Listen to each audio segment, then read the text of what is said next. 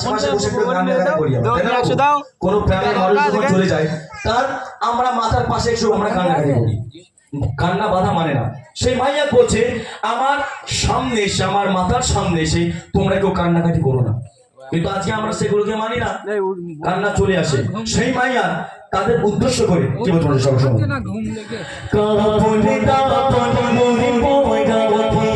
মাইয়া বলছে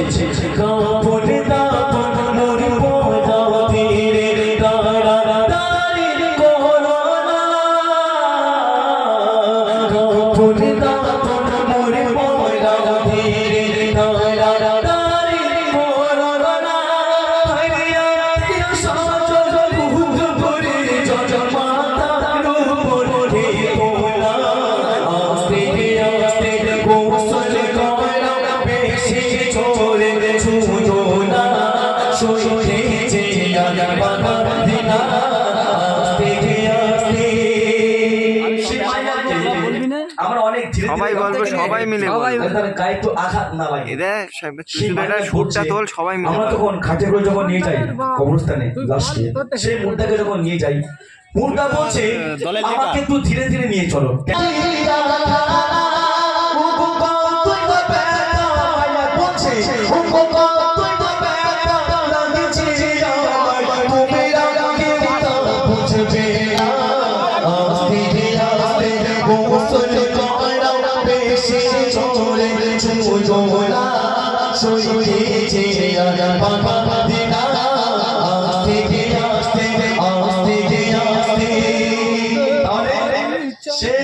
মাইয়াকে আমরা কবরস্থানে নিয়ে গেলাম, তাকে এবার আমরা দাফন করবো, সাহিত্য করবো কবরের মধ্যে। আমার মায়েরা জানে না, সেই কবরে আমরা লাশকে খুব ধীরে ধীরে নামাই যাতে তার গায়ে একটু আঘাত না লাগে।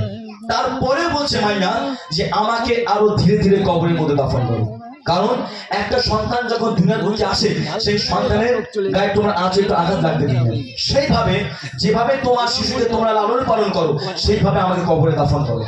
দেখেন সেই মাইয়া সেই কষ্টে কি বললাম সবাই শোনাবে, মাইয়া বলছে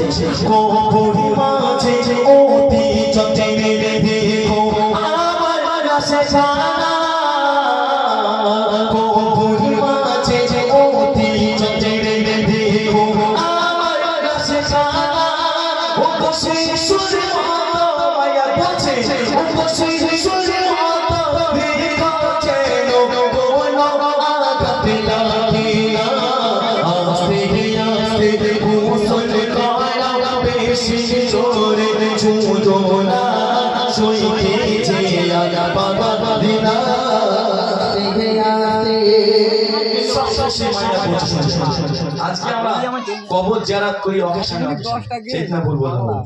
হ্যাঁ, যদি আমার আব্বাজি মারা যায়, এই আব্বাজি ডেট যে ডেটে মারা গেছে কবর জিয়ারত করতে হবে। আর ওই 6 বারাতের সময় একটু আমরা মনে হয় আমাদের সবাই মিলে দল বেঁধে কোথায় যায় কবর জিয়ারত করতে, আর 11 মাস পুরো বেকার, ঠিক না বলবো না বাবু? কিন্তু সেই মাইয়াত বলছে আমাকে কবর পালকিন করে, আমাকে দাফন করে তোমরা কেউ ভুলে যাও না। আমরা কবরে যখন উঠি আমাদের সব খবর মনে পড়ে যে কবরে একদিন আমাকে আসতে হবে, এই কবর আমাকে যেতে হবে, উঠি না যাও।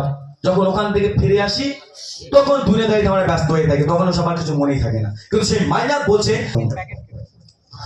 কলমা শাকাতে পড়ো গো তোমরা, মাইয়াত বলছে কলমা শাকাতে পড়ো গো তোমরা, হায়রে গো তোমরা সোয়াব পাবে, কলমা শাকাতে পড়ো গো তোমরা, হায়রে গো তোমরা সোয়াব পাবে, মেরে হাত লাগে না তুমি বলে দিয়েছি মাটি দেবে ওরে পালকি।